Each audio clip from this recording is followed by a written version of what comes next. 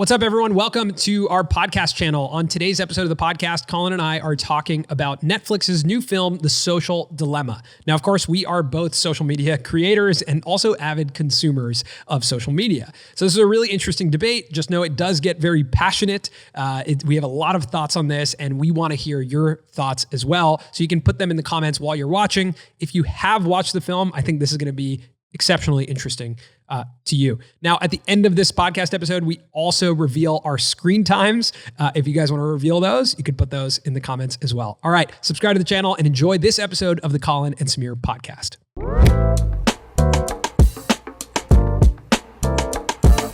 All right, welcome to this episode of the Colin and Samir podcast. Today, we are going to be talking about the movie, The Social Dilemma. It seems like everyone is talking about this. Of course, we work in social media, so we have to watch it.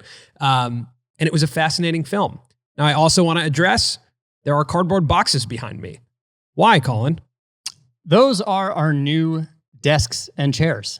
Sent to us by Fully. Awesome company. They're outfitting our office. So until we open these boxes, they will be here. So it's possible they'll be here for hopefully not too many podcasts because we want to set this up as soon as possible. I'm hoping we can open them today. Yeah, that would be if great. we don't, it may never happen. If not, we'll just put the cardboard boxes on top of our desks and then that'll become standing desks. Yeah. Or like we'll just leave those against the wall and call it art. Yeah. Yeah. Okay. So I do want to preface this conversation by saying if you haven't seen The Social Dilemma, we will spoil it for you in this podcast. Yes, exactly. And if you have seen it, I think this is going to be a really interesting conversation. We have yet to talk about the film. We both watched it last night. And it's something that's been talked about by a lot of different creators. And of course, I think it's on everybody's mind right now as we've been locked in our houses with most of our connection coming from our phones. Yeah, and I think the reality is for a lot of people, screen time has gone up. I know for me, my screen time has gone up during this period of time. And I'm not as concerned about it, or I haven't been. It's like a crutch that I feel like I've needed during this time. I need to entertain myself. I need to escape a little bit. But The Social Dilemma. So conceptually, what the film is about and how it operates is they basically take a lot of people who have worked at an early stage in tech companies and interview them and talk about, everything from, they have people like, I thought what was interesting is they interviewed the guy who created the infinite scroll. That's so interesting. And the guy who created the like button at Facebook. The people who created and designed Gmail. And the reason that's important is because you start to understand that, and they say this in the film, but there's a few designers and product engineers who have crafted how human behavior will change and has changed. And I think it's really important to see those faces because you're like, oh, wait a second. These are just normal people who made decisions that have changed our behavior forever. And there's a magnitude of that's really important. And a lot of that is rooted in what Colin and I talk about a lot, which is the attention economy. So that's where I want to start the conversation is the attention economy. And they talk about this in the film. The attention economy is the idea that every company now, every major tech company is fighting for your attention because a lot of these companies now operate on an advertising model. And during the early internet, that wasn't necessarily the case. People were like paying for goods and services on the internet. But now there's so much viewership that there's so much competition for that viewership to then serve ads to those people. So a couple of interesting things. One, I thought what was interesting was like just looking at Tim Kendall when he says he's the guy who created the advertising model. And you're like, whoa, man, you're the one who created the attention economy. Really? I mean, of course, it's existed forever. It's like also how entertainment works. Of course. But you really start to realize when paired with technology, one of the interesting things that they talk about in the film is that our attention is an extractable resource. And yeah, they sell it like oil futures. Exactly. They compared it to, yeah. And people are getting really good at extracting that resource from us, extracting our attention. So, at the core of it, if technology is in the attention economy, what is the product? We are the product. Us as users are the product. And there was a quote that I wrote down. It's not just us that is the product. This is a quote from the film. It's the gradual, slight imperceptible change in your own behavior and perception, that's the product. Yeah, I thought that was a really nuanced distinction that I really enjoyed seeing. Because you've heard a lot, of course, these tech companies are gathering our data, but they're not necessarily selling data. They're selling these companies that are looking to advertise the confidence that you will actually make a decision and click this button, purchase that product. So that's the data, really. It's not just numbers. It's numbers that have to do with whether we all will take an action. So it does affect our daily lives. There was an interesting point in the film where they're talking about how our brains are running on hardware that is millions of years old. But these algorithms and these social platforms are running on software that's updated so quickly at rates that we've never seen before in human existence ever before. Like nothing has ever updated as quickly as some of these social media platforms are. And that our brains are millions of years old, the hardware, and they're not equipped to keep up at this rate. Right. Yeah. I mean, I think there's just this interesting thing as well that these are businesses. So, at the core, we are the product, right? The change in our behavior is the product, and we are the product. That means that we are less profitable when we are not looking at our phones and not engaging in social. And of course, as any business, you want to be as profitable as possible. So of course, they're trying to keep us in the world and trying to keep us on our phones because we are not if we're the product, we're not profitable for them if we're not there. So you got to keep us in the room. So I think what's interesting about that, though, is that we are people that are keeping people's attention. We exist on these platforms, right? And we are creators on these platforms. Everything that we just described is also our business. We also are extracting attention from people. And that's not news to us. No. I feel like that's not news to a lot of people who work in this industry. I saw a lot of conversation on Twitter around that point that, I'm surprised people didn't know about this earlier. Mm-hmm. Right. Well, I was ready to be like, all right, let me watch this thing that I already know about. Same. But it hit me in a very different way. Agreed. Yeah. I think the reality is, though, you start to recognize, like, in entertainment, you're doing this too. You're trying to get people's, butts in seats. You're trying to show them something. A lot of times movies change ideology. Films and TV shows can change the national conversation. So it's not like it's something that's brand new, but the speed and the profitability of what it is totally changed. And for us, when it comes to like attention being an extractable resource, like we sit and talk about, yesterday we did a live webinar where we talked about click-through rate and average view duration, right? That was something that I started to think about, is like, we are learning. We can't learn as fast as an algorithm, but we're learning what decisions we can make to ensure that you click. How to give the algorithm what it's looking for. And to give people what they're looking for. More than the algorithm, we're learning how to make someone click. Because of course we need the algorithm first. Those people are cogs in the algorithm. Like the algorithm is moving those people around. They talk about this in the film that, the algorithms, they set up a version of what success is. And then it's the platform's job to follow that algorithm and trying to make people behave in a way that fits that mold of what success is, of the amount of time they want people spending. But once they on the platforms, and once they come across it, see, the algorithm can feed our video, but once they come across it, it's our job to make them click. We designed the thing to make them click. We're helping the algorithms, we're working hand in hand with it. And then once they click, it's our job to keep them watching. It's our job to drive the average view duration. It's the decisions we make when we're writing. It's the decisions we make in the editing process to say, wait a second, if we do that, people might not watch long enough. We need them to watch longer. What's interesting, though, is if it's not our video that does the job, another video will fill that void. Mm-hmm.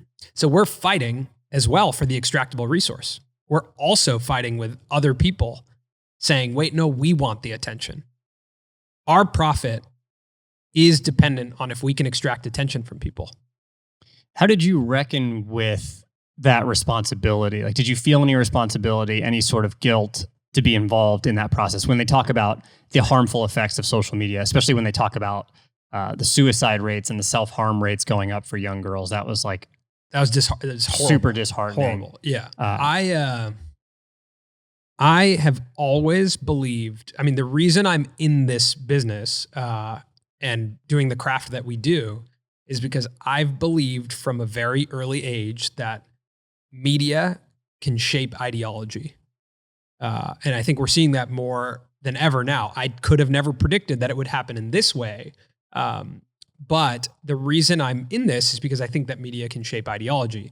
Now, people like you and I, people like Yes Theory, some of our friends, we all have really good intentions. We're at the positive side of this, where yes, we are keeping you on the platform, but our intention is to keep your attention in a way that is from what we perceive as like positive connection, feeling less lonely, feeling, more inspired.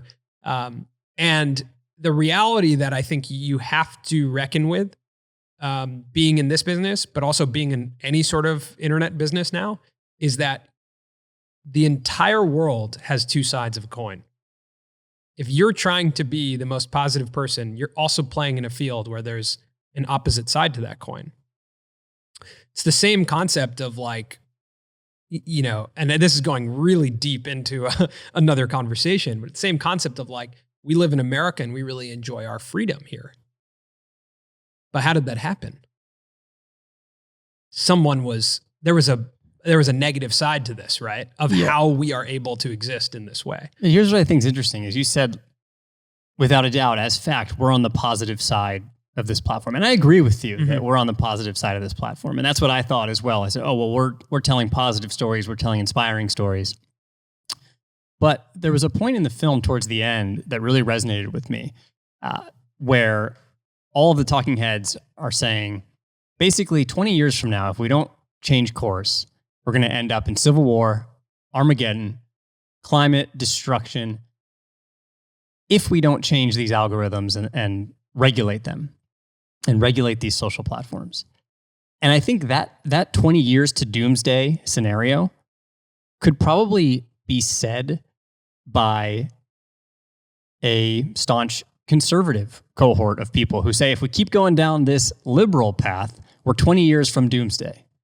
And the probably extreme liberal side could look at the conservative path and say, we're 20 years from doomsday. Yeah, I think it was interesting to me that like, actually, a lot of these opposing sides hold the same viewpoint just about each other, right? So it's interesting when you say like, we're on the positive side of this. And it goes in line with what you're saying. Like, it's difficult because you can't have one positive, you can't have one side without the other. You cannot have loud without quiet. Yeah, right? Yeah, I agree. I mean, I think 20 years is really optimistic, especially when, to civil war. Yeah, I think that's super. Look at where we are right now. That to me was the most frightening. I think that is my brother and I talk about this all the time. We're on the cusp. We're not that far. Whatever happens in this election, it doesn't, like, to that extent, almost doesn't matter, because what has happened here, and this is something that my brother and I talk about, we cannot agree upon truth. Yeah. We cannot agree upon truth. When we were growing up, there were universal truths. There was national truths. There was things that we all agreed upon that were like, oh, those are truths. And without truth, without being able to agree upon truth, we are not a nation. I thought that was a very discouraging part of the film, actually, when he said, for this to reverse itself, we need to agree on truth. So, very discouraging. And that to me felt like that won't happen. So there's a quote that I wrote down that someone said. He said, if we do not have a shared understanding of reality, we are not a country. That's the truth. Now, we don't have a shared understanding of reality. I live in a different reality than you. And we live in a different reality than someone who lives in Alabama or Kentucky or Florida or Texas or Arizona or somewhere else in the world. Like, or we could live in a similar truth to someone, all the way across the world. And like that, is why I think that's really optimistic to say that we're 20 years away from like a strong clash, because we're all living different truths. And the most frightening part of the film, I thought, was when they started going into the real life scenarios. The Pizzagate scenario, the Myanmar scenario was insane. When I saw the Myanmar scenario, which I was not familiar with really, I looked at that and thought, well, how are we different?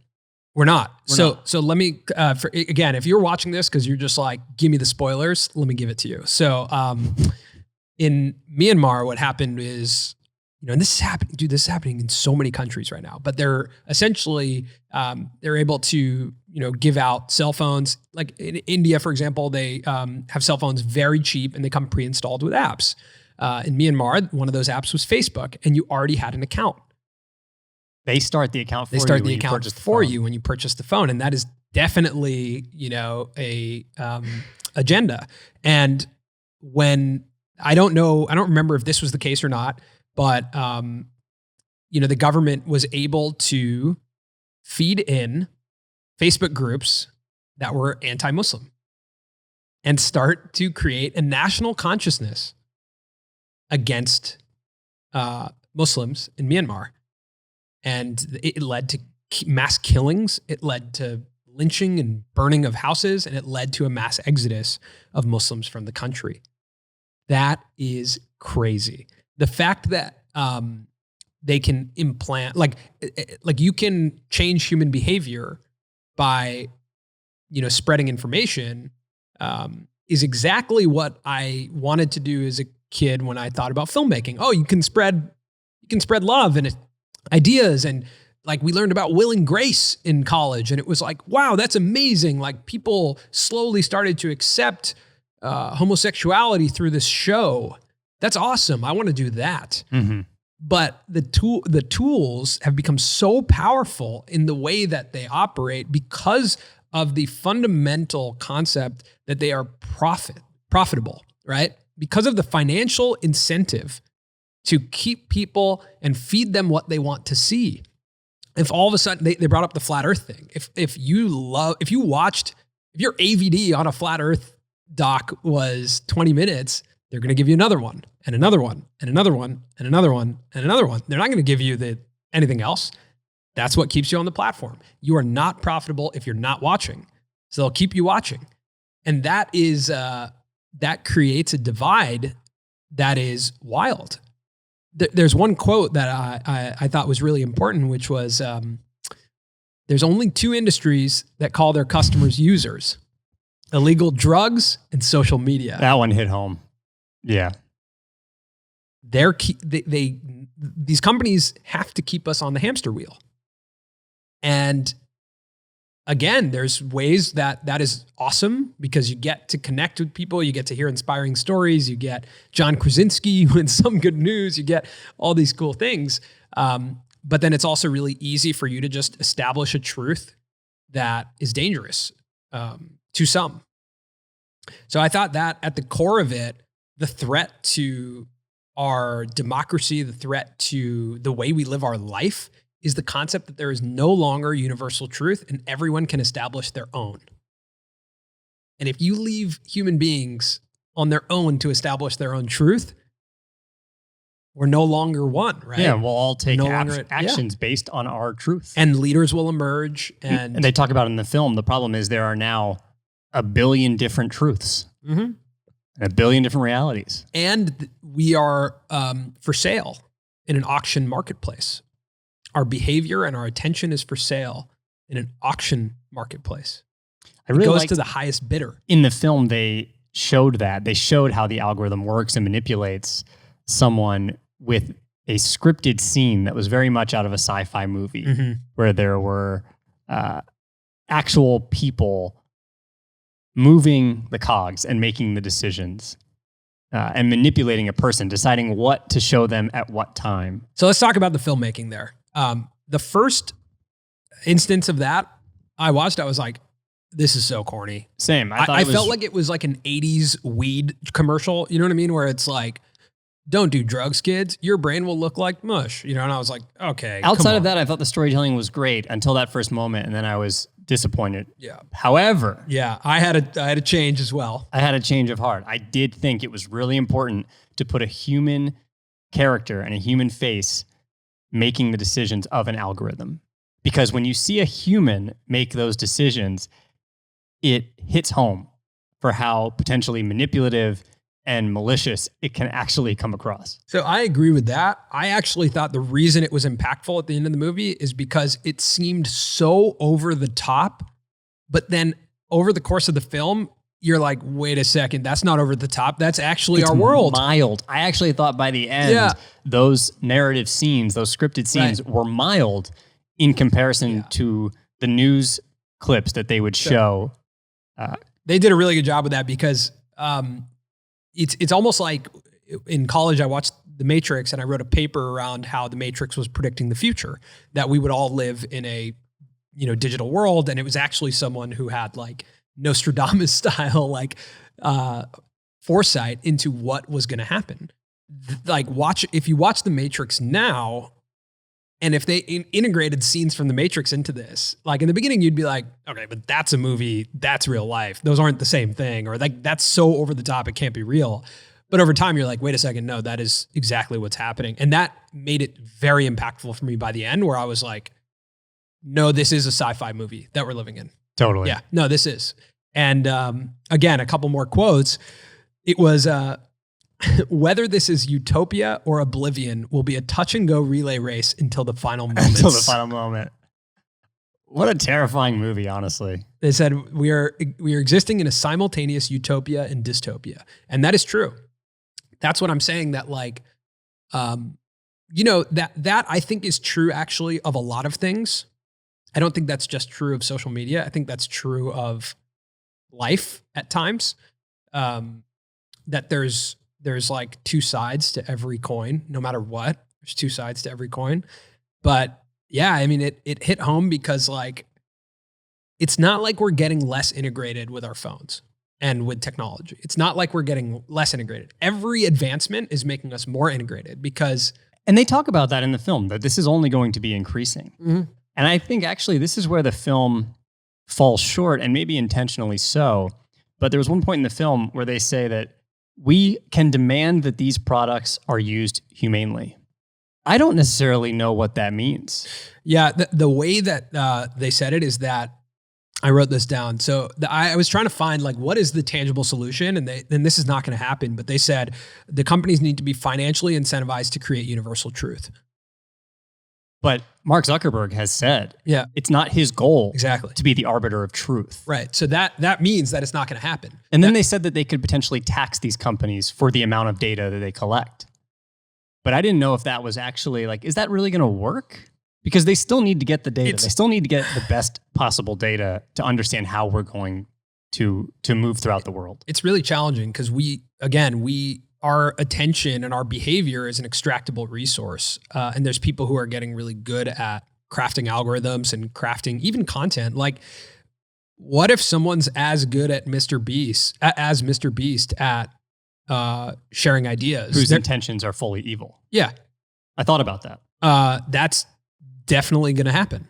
And maybe is already happening. We don't know. I mean, they look at Zuckerberg straight up in the film. They show a news clip where they ask him straight up if Facebook had a role in the election, and he like can't answer the question because he knows it did.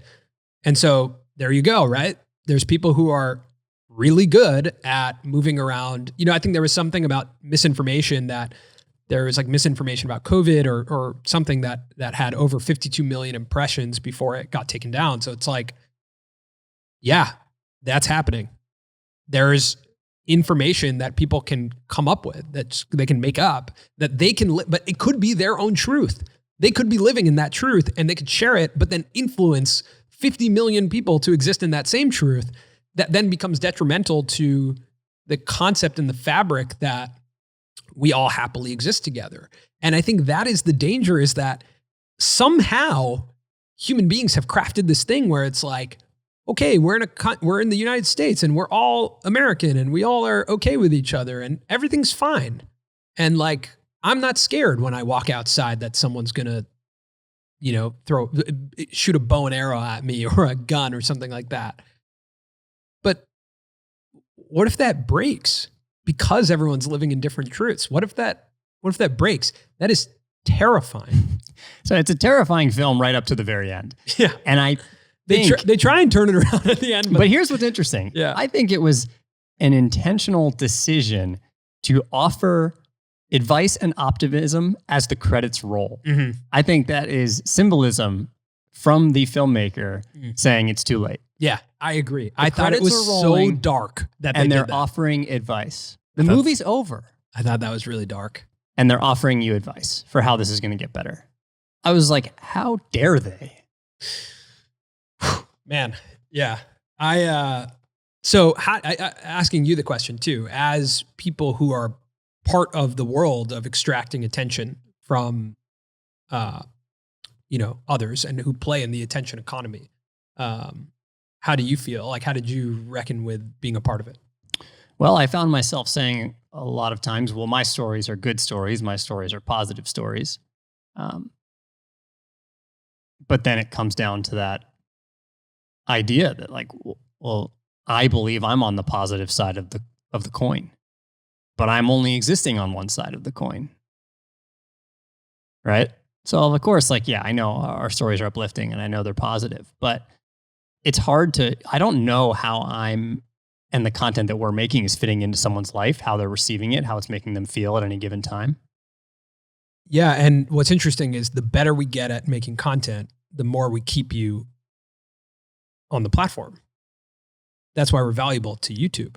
That's why YouTube pays us, right? That's why they cut us in, because they say, you guys get good at this, you help me keep people here. Mm-hmm. So as long as we keep people here, we're all happy.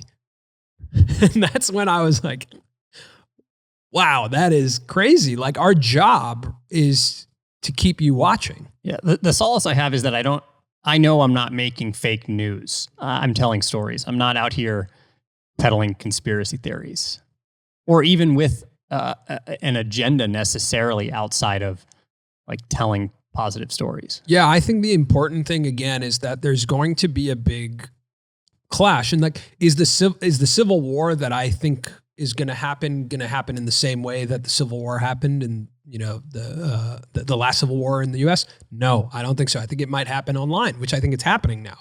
There's two sides that are aggressively going after each other and trying to grab people onto their side, right? It's happening. So I think that the arms in this war is a lot of the arms are the capacity to tell stories. Like, the only way that you can unite people is the same way you divide them, which is through content, through media, through stories. Propaganda is not new. Yeah, it's not new. It's been around and utilized for ages, but there's never been a machine. Yeah, that helps it. Like social media. Yeah.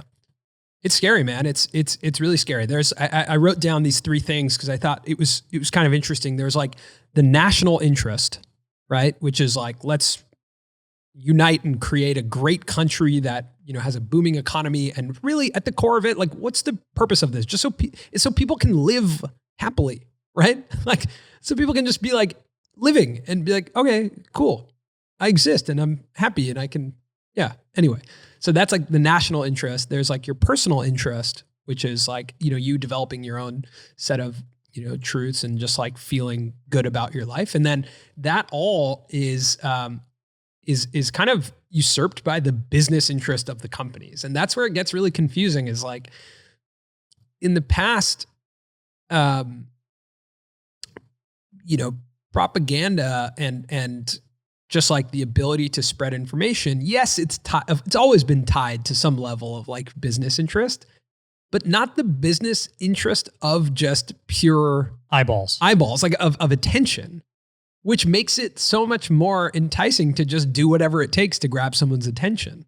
And if the algorithm understands that all it needs to do is keep your attention, it's not making human decisions for national interest. And that's the question, is, are these companies responsible for taking national interest into consideration or not? And I mean, I think most of the companies say no. They say no, but they say people can make their own choices. Yeah, our platforms are just reflections of people. But all of our fears, from Terminator to Matrix to all of those dystopian movies where robots took over, like, isn't it here? Our human will is not stronger than the algorithm. The algorithm's making decisions and implanting things in our minds. So we sound like a conspiracy theorist podcast or like radio show right now. But what do you, okay, if that's how you feel at the end of the movie, if you're in line with the doomsday scenario, how do you go to bed? How do you get up the next day? What decisions do you make? How do you change yourself? What do you do? Before I watched the film, I actually deleted Instagram, and I haven't had it for about a week, which has been wildly refreshing. I don't think that is the answer. Like, I don't think the answer is like, delete all your social, burn your phone, like run away. Like, we're in it now. I just think it's awareness. Like, I think it's awareness. This is human evolution. Like, we are all evolving. We are all getting to a point now where I think this movie is really important, because it's just like, hey, let's all just be aware of what's going on. Let's all be aware that these things are designed to send us down rabbit holes. The most important thing is that we all get back to a point where we can have conversations, where we don't just go down rabbit holes of like one side and create our own truths, but we are open to other truths. Like, we're open to hearing someone else's opinion, because I think that is one of the most important things of human beings, is like the word of mouth storytelling, the perspective sharing, which social media can do, but just recognizing. But not necessarily the way that the algorithms are designed. Yeah, it's not really designed like it's almost like we're going to need to counteract the amount of conversation on social media with some sort of real life interaction, like the way that communities used to be, where like just in your own geographic area, you were interacting with people who hopefully were different than you were. That's what I think is like difficult right now. It's very challenging, especially because this is all compounded because we're all got locked in our houses. Yeah. So it's like you can't actually go out and see someone's perspective. You realize that like when you're growing up, the environment you live in and the access to different perspectives is so important, right? Like it's so for sure valuable to see that as a truth. I mean, I think my truths have been made up by when I was younger. I mean, since I've been a kid, I've been flying to India and flying to Asia and flying all over the world to experience. And I've been lucky to do that, but experience different cultures and different people. And it gives me a better understanding of just human beings and how things work. But if you don't open your mind to other perspectives, you get really caught up in just a singular view of the world. And the world's really complex. It's super complex, and human beings are complex. And at the core of it, like, I think what we all want is pretty similar. And I think that starts to get caught up in a lot of differences. But I think what we want is similar. Just like to exist, and like to be comfortable. And that's that's already a challenging task. And so I think that traveling and opening up your mind to other perspectives makes you recognize that people are similar, and there are some universal things that we all kind of crave, and it allows us to find common ground. But in the absence of that, I think that's what is important right now of like a film like this, is just raising awareness around the concept of opening up, your mind and recognizing what is happening on social, that these are businesses. Did this film make you think about what it would mean to be a parent, and how would you parent? Yeah, it did. Yeah, I thought about that a lot in terms of how I would deal with social media use, phone use, screen time. It's hard because who knows what that's going to be like at that time. You have no idea what that's going to be like. Yeah, I find that to be very difficult. But something that came to mind was listening to Dr. Philip Goff from the Center for Policing Equity. He's talking about how children are much smarter than I think we give them credit for. And you can't just tell them the way the world should be. They need to see it in their eyes, right? Like if you tell them you should respect everyone, you should value diversity. They're not going to believe it unless it's a true part of their world that they're existing in, right? That like they just live day to day in their classroom, in their community. And I think that's what's difficult, but what I think is important when I think about parenting is like, how do you put your kids in an environment that actually is most representative of the world you would like to see? Yeah, I think the question is just going to be like, what does all of this look like at that time? Who knows? I do think that, again, like there's some base level understandings that I think are just important to go into all of this with is like, number one, it's, in my opinion, what I value is being open to perspectives, being open to hear people out, never being so bullish and strong in my opinions that I can't be open to someone else and someone else's experience. Of course, I have certain values that are like my values, but there's a lot in my life that's like that I'm open to hearing and open to change. And I think that's a really important piece is like not taking, not cutting yourself off from listening to someone else's perspective, even if it's like something you disagree with. So I think that's a number one. And then number two, like this truth of what was important about this film. And I think why it's called The Social Dilemma is because like a dilemma is something that's like a pickle. It's like really challenging to figure out. It's like it's both good and evil. Exactly. It's good and bad, and it's understanding that that these things that we use now, our phones and our like the way we interact with the world. There's a dilemma here. There's like business incentives. There's a lot of comparison. Like there's so many dilemmas with it, and some of it's good. Like again, like. My dad on Facebook gets to connect with someone he went to college with and like gets to chat with him. And that's crazy. Like, I mean, I'm sitting here with you because of that. Right. Right. Like, yeah. Because of social media. So, I think just understanding the world doesn't exist exactly as like, I also don't think like how we've presented it as like two sides of a coin. I think there's like 100 sides of the coin. I don't think there's two. I think the world does not exist in like either good or evil. There's also this like strange kind of gray area that's like really confusing to navigate. And the only way you can navigate it is by creating your own like sense of human values and then listening and being open to other people's perspectives. Overall, though, I thought it was a great film. I think it's a very important film for right now. Dark film. But we're in a dark time. Yeah. Like, again, not to be so dystopian, but we're in a dark time. And I think the film just presents an awareness that's really important for everyone. Like to be like, oh yeah, okay, let's realize what's happening right now and let's try and like acknowledge it. Even if we like go down the path of like feeding ourselves content through this engine and like feeling really good, laying in bed, looking at news, which is something I do. Let's also recognize that this is meant to keep my eyes on it. And so it's feeding me certain things. So let me actively understand another perspective.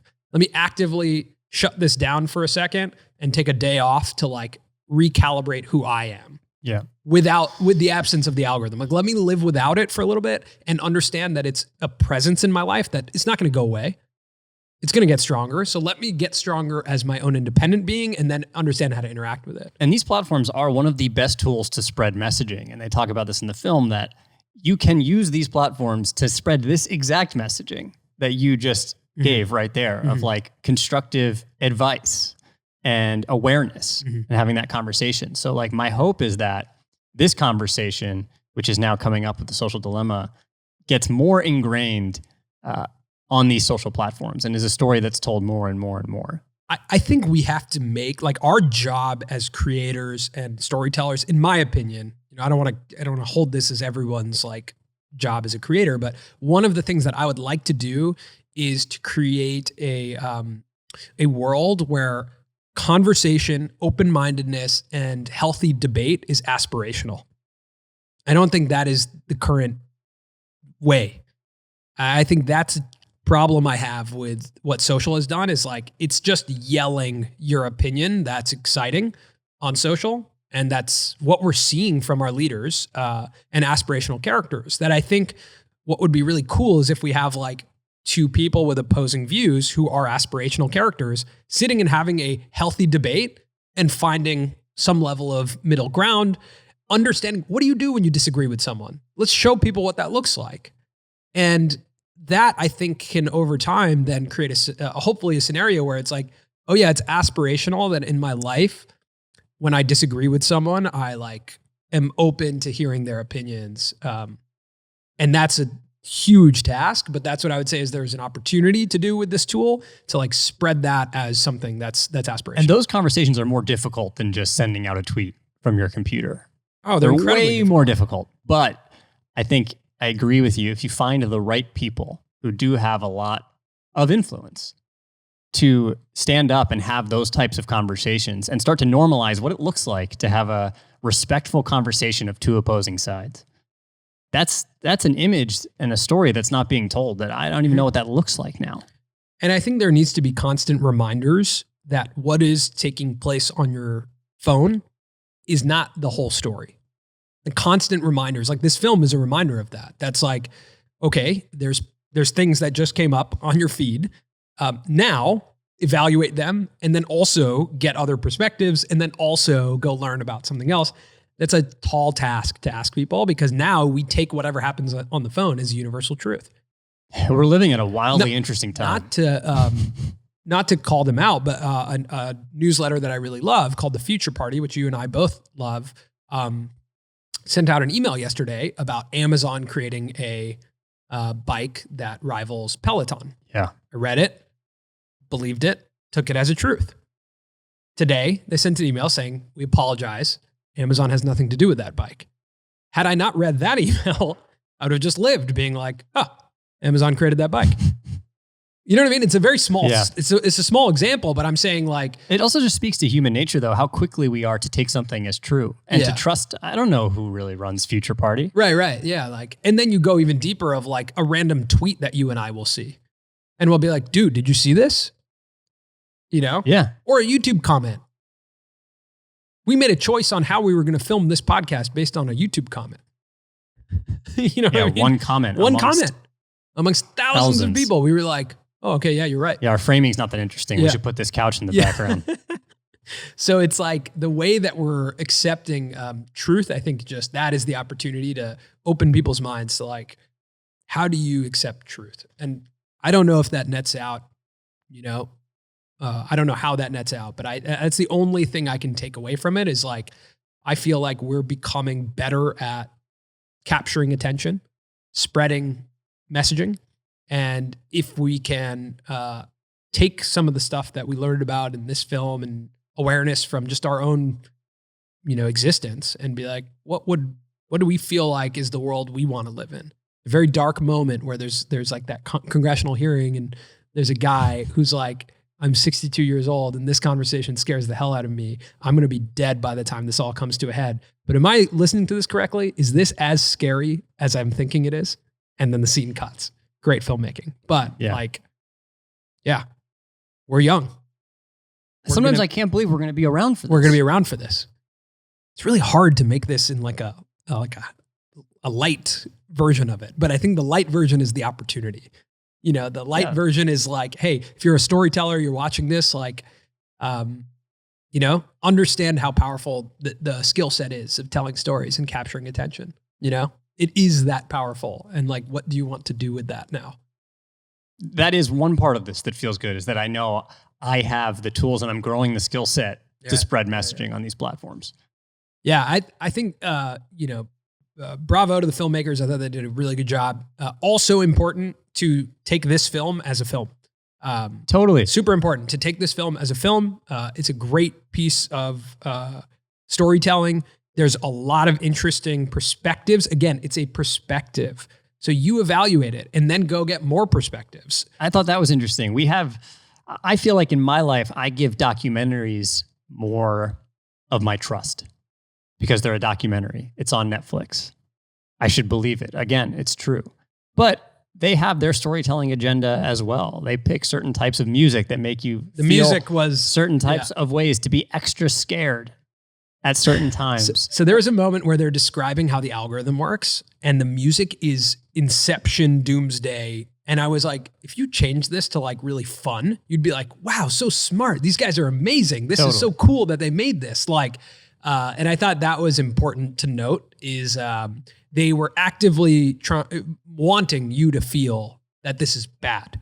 And the music was the signal for that. And you, again, like this piece of filmmaking affected me a lot. You can hear it in the way I'm talking today. Like it affected me a lot. And what's important now is to like have conversations about it, get other people's perspectives, like learn every angle of this if you are interested in it. And just to not like take it as 100%. It's still a film. And it brought up some really good points, but you know. Yeah, it's still a film at the end of the day. All right. Let's reveal our screen times. All right, let me see. That's how we're going to end this episode. Let's see. So, where's that? I get my screen time. I don't even remember. That's not a good sign that we don't even know how to access our screen time. Yeah. How do you? Screen time. Where did you get it? Oh, screen time. There it is. All right. What's your daily average? 2 hours and 19 minutes a day. Mine's 3 hours and 29 minutes. What's your most used? How do I find that? Mine's, I don't know. I do 1 hour of social networking a day. Okay. But I don't know how to find per app. All right. So we're taking a look at our screen time right now. What do you got? What do you got? Let's see. My most used is Instagram, 2 hours and 43 minutes. Wow. Well, again, I don't have Instagram, so Instagram's not even on mine. My most used is YouTube, 5 hours and 39 minutes of YouTube this week. My second is Waze, and that's because we just went to Joshua Tree.